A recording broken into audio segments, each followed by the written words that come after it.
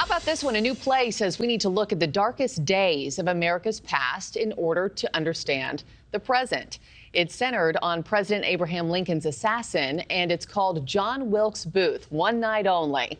It's written by Mad Men creator Matthew Weiner and is a darkly funny, honest portrait of one of history's biggest villains.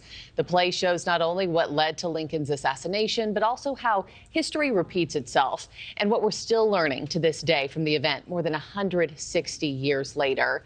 9-time Emmy Award winner Matthew Weiner joins me now, along with the play's producer, Matt Martin. Thank you both for joining me this morning. I've been looking forward to this all week, so this is such a pleasure. Thank you. Thank you for having us. Matthew, let me start with you. I mean, I was thinking about this. There's been tons of bad guys, right? Cold-blooded killers throughout history. Why John Wilkes Booth for you? Well, I mean, we learn a lot from studying our villains. And the thing that really got to me is how much we live in the shadow of his act. I was really interested in just abstractly in why a 26-year-old would go into a theater and shoot someone. And the more I learned about him and learned about the circumstances and his life and I will say his legacy, which is that the violence he perpetrated against Abraham Lincoln at that moment and his philosophy is very much something that we live with today. Yeah. It's absolutely, there's so much in the play that is from that period where you're just like, was that yesterday?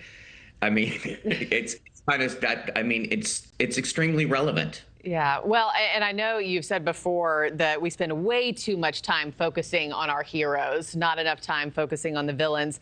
Matt, I mean, this is far from a traditional show, and it goes, beyond the history books. You get your hands on that script from Matthew for the first time. What stuck out to you initially, right from the get-go? Well, we at Baltimore Center Stage are so excited to be able to produce a play that is actually about Baltimore in a lot of ways. The thing that was the most exciting is that in addition to it being a play about our American history, it is also a play like Matthew, John Wilkes Booth is from Baltimore. And so as a State Theater of Maryland, it was almost a no-brainer to do something that both pushed the limits of helping us understand how we got to where we are, but also celebrates the incredible state and the incredible city that we are based in. And so it's also been a joy to be able to produce this world premiere in the place in which both Matthew and funny enough, John Wilkes Booth are both from. And so in reading the script, it was almost a no-brainer. And we're so proud and excited to have it on our stage. Yeah, and what it means for the roots of this story that's there. Matthew, as I mentioned off the top, I mean, you created Mad Men. You wrote and produced for The Sopranos. So much of your career has been in television. But this is your playwriting debut. I mean, this is a new muscle for you to work. What was behind your move to the stage? Well, most of us who are in entertainment, that is our access, is, in high school, in college, is being near the theater. We don't get to make movies. We don't get to make television.